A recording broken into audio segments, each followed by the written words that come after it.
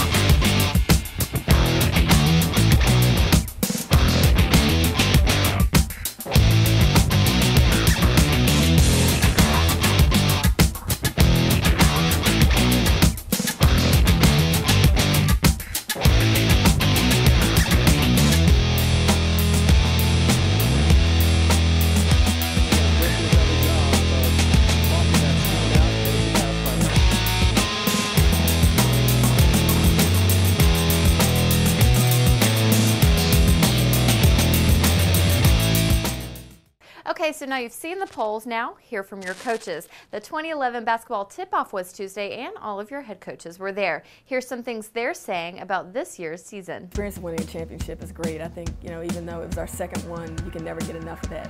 Really conditioned hard. He's a gym rat. He works really hard. He gets in, gets up a lot of shots. I think our focus this year is just to get better. I think when I first came to Rice, I was really amazed at how great a university Rice was, and Basically starting over again. Challenged him to raise his game and elevate his game to new heights. If you've ever washed your underwear in a sink and then you hang them up overnight and then you blow dry them with a dryer, you'll know that it's just not the same thing. Well, it was a good year for us, and it was our first winning season, as you said, of 14 years. We had our first Conference USA tournament victory, and not only did we win one, we won two. Our first win in school history over Memphis in the league, and did a lot of nice things. First time I think in Conference USA that we finished with a 500 record in the league. So baby steps, but some things we're really proud of, and hopefully we can build upon with the season that we're about to embark upon. Going into, anytime you come into a job, and whether it's your first year or your 27th year, you want to achieve the kind of goals that we were, so fortunate to do a year ago. And I think it gives, credibility, instantaneously that we can be a top 25 team, and that we, my biggest thing right now is that's water under the bridge. It's certainly, been incredible, for our fan base, season ticket holders, as well as, for recruiting, but that is watered under the bridge now, and we've got to move forward, as you said, and that's the immediate task at hand, is to continue that tradition and continue that success. We're really excited about the upcoming season. Obviously, we have Darren Thibodeau coming back, who played the most minutes for us last year. We'll expect a lot of leadership from Darren, both on and off the court. We've got Alandis Harris back, who played a lot of minutes for us as a freshman last year. Mikael McLean will be back. But then obviously with the infusion of so many new guys, we have 8 newcomers. 7 of them will be eligible to play. We'll have 1 red shirt setting out this year. So we're really looking forward to new guys. That means we're going to need to spend a lot of time on the floor getting these guys acclimated to our system. Well, obviously we're excited with anticipation, as most teams are, to get started. And I like our group a lot. I think we were able to put a foundation in place off of last year that we can continue to build on, and continue to move the program forward and climb the ladder in Conference USA. And I think there's a level of excitement and anticipation for our team because we have a core of returners, especially the 3 seniors and Demir, Dago, and Shaquille, that give us an abundance of experience in that in the senior class. Well, last year we were the 3rd youngest team in the country. And this year we're still relatively young because we're dominated by sophomores, but a lot of those guys had played major minutes in key situations last year. And then this summer, a couple of the guys had some opportunities to continue to play in organized, structured environments, which was really important for them. And I think, again, that's just the more they got to play in a structured environment, the better it's going to be for them for their development. Well, the thing that I think is credible about that is that it means that we've gained some credibility within the conference, or certainly with the conference coaches, about the abilities of our team.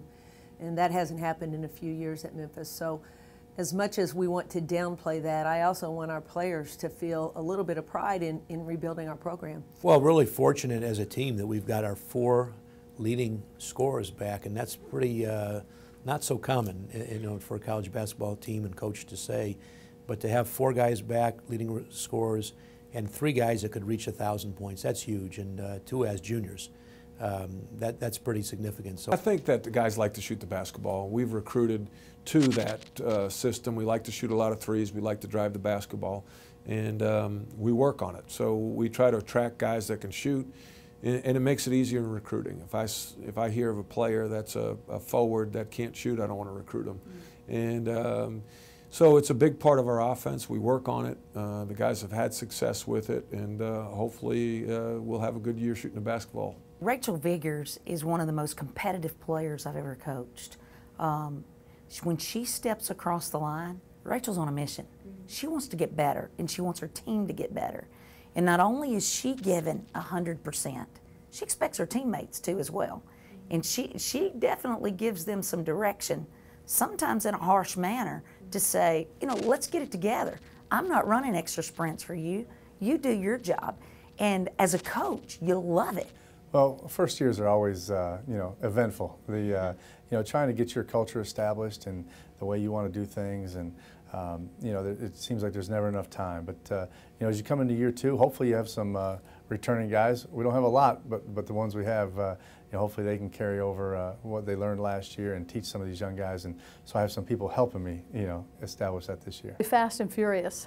There was a point where I realized I had now been at Tulsa for 6 months, and I had yet to have my full team together, because in the spring when we arrived, we were able to do a couple of full team practices, but we didn't have our freshmen involved yet. So at that 6-month mark, we still had not seen our whole team together. So it's been refreshing now to actually have 5 practices in and have a little bit of idea of what we have. Winning a championship is great. I think, even though it was our second one, you can never get enough of that feeling. So it was a wonderful feeling, a wonderful experience, and we know that hopefully we took a step up and we earned a little bit more respect. And the goal is to try to make that happen again this year, not necessarily defending a championship, but hopefully going to win a third one. So it was fun, exciting, and the players always get a lot of great experience from it. It was really good because we had an opportunity to extend our season, which we haven't had the opportunity to do since 2007, which was the last time we were in postseason play when we were in the WNIT. And I feel like it really gave our kids a lot of confidence, and hopefully it will catapult us into this season and get us going in the right direction. We've got a team that we think can pass the ball, we think we can catch the ball, we think we can dribble it, and we think we can make shots. I think our biggest question is going to be whether or not we can rebound the ball. Opportunity to work with them for 2 hours a week, but that's not basketball. And now we're going to get out and find out who can play in the full court, who can play in the half court, who can play with the lights on, who can play on the road, who can play at home. All those things seem to be big questions, and they should be for us right now. But I know I like these guys, and they're going to be a hard team to get mad at because we've got really nice guys. And if you missed the live stream from Tuesday's events, be sure to check out the replay clips right here on the Conference USA Digital Network, right under the All Videos tab. And now back to football. There's a rematch of last year's championship game this weekend between UCF and SMU, and both teams are hungry to play it again. When these two teams met last December in Orlando, UCF was first in CUSA in total defense and SMU was trailing in number 2. That will once again be the case this weekend, as you will see the two best defensive teams in CUSA on the field. UCF remains the only FBS team that has not allowed a passing touchdown this season. In fact, the Knights' defense has surrendered just 3 touchdowns in 5 games this year, but SMU's offense will present the best challenge that UCF has faced yet this season. SMU quarterback J.J. McDermott has some weapons to break through that UCF defense. Running back Zach Line is the league's leading rusher with 11 rushing touchdowns, and wide receiver Darius Johnson, the league's leading receiver, averages 110 yards per game. Here's UCF's George O'Leary on going into Mustang territory this weekend. Tell you what, they're 4-1. I think they're playing very well. They talk about their defense as 7 seconds of violence. They're playing very well on defense. They got a lot of fifth-year guys over there, especially on offense. And the quarterback that came in and replaced the other fella seems to be accurate, throwing the ball in the right direction, and obviously they have the top rusher in the conference. We're gonna have it tested on Saturday as far as our defense, and the key against any of those teams that you play is moving the chains as far as we're concerned, and I think that's the big thing you got to look at. Even last year in the conference championship game, we had the ball 20 minutes in the whole of the first half. I mean, that's a lot of downs, and that's when the damage was done. So it's not only a great rematch of last year's championship, but it's going to be a great game to watch on both sides of the ball as well. And speaking of championships, we're a couple weeks away from our fall championship schedule. Cross country starts the run when Rice hosts this year's event on October 31st. So bring your costumes and your running shoes to Houston's Wildcat Golf Club. The next championship will feature women's soccer in Memphis from November 2nd through the 6th. And then the next week we'll be off to Tulsa for the men's soccer championship, November 9th through the 13th. And of course, the race still continues to see who will host our football championship, slated for December 3rd. So be sure to check out conferenceusa.com for all of your championship needs and Championship Central for each individual sport. And that'll do it for this week's Hyphen Nation. But before you go, here's a little behind-the-scenes look at the Memphis basketball photo shoot from earlier this year from our good friends at Tiger Vision. As always, thanks for stopping by. I'm Nicole Cartier for the Conference USA Digital Network.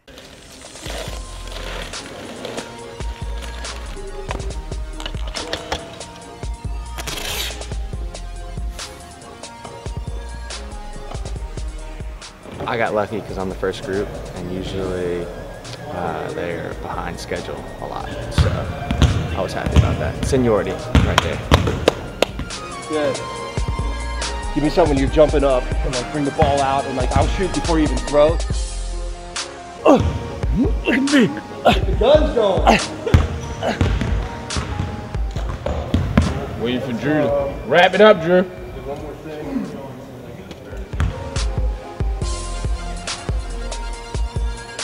The camera loves me, so wait till I go.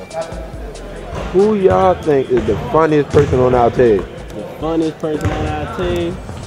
I gotta go with my guy Antonio Barton. Man is a clown. You got to see him. Man is a clown. He's a clown. And they think he the most quietest on the team. Oh my God. What you don't know about Tone. 4 pounds, 18. It's Tone, the cameraman. Who is this right here? Is that Pharaoh? We got Pharaoh right here with the white pants on. I don't know why he's bending over right in front of the camera though. Who's the most athletic on the team? I'm gonna have to go with by far. Don't lie. By far. Don't it lie. Might be a landslide. Don't lie. DJ D. Stephens. I got the hat on right now. Whoa! My hair. I ain't getting no haircut, so this is gonna be a tough one. So I don't know how we gonna look this year, but I did what I could. Second question. Number 10 on your team. Is he nice or what? Is he really as good as people think? Garbino. Whoa. Turn the camera. Turn the camera. Please answer the question honestly. Mouth maggot. Come, Trey. Let me say something about number 10. He got something to say about number 10. Dang. I mess with number 10, but I want Number 10 is okay, but number 5 makes him look good. Number 10 is very talented. You need to watch out for him. He's going to do a lot this year. for Will. I just think I look better than Ty. That's all. What? The 3? I've never heard of him before. He has a brother on the 10. He wears number 2. His name is Antonio. Can you tell me a real name? I don't know who the 3 is, to be honest. Some call him Will Barton. Oh, Will Barton. Nah, Will Barton garbage. I ain't gonna lie, we got 5-0 and 5-1, all in the same building. 5-0. 5-0 is Coach Day. We got a walking 60 today. Look at that. Look at that. This coach check I ain't gonna lie, you look fly with the US. Oh, we got the new edition. Let me talk. Look at him. Look at him. Look at him. You got to be one.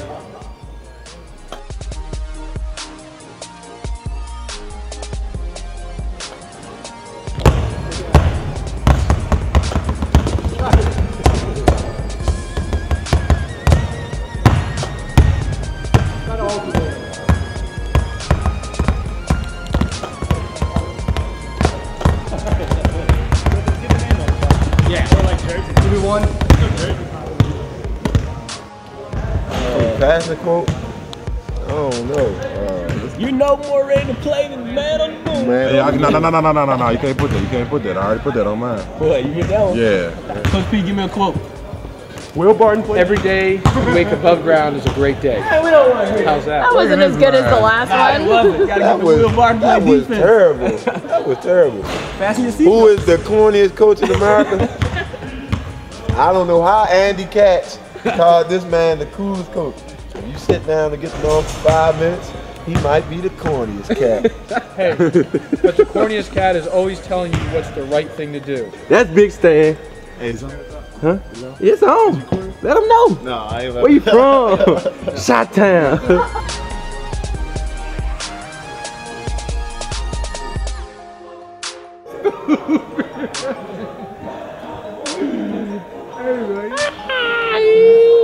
Hit him under the wheel.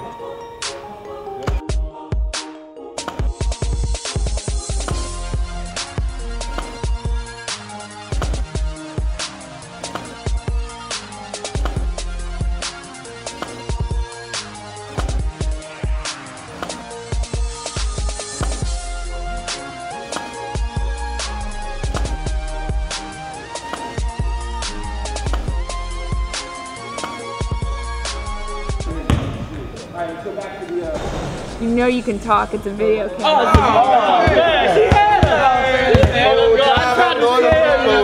I told you.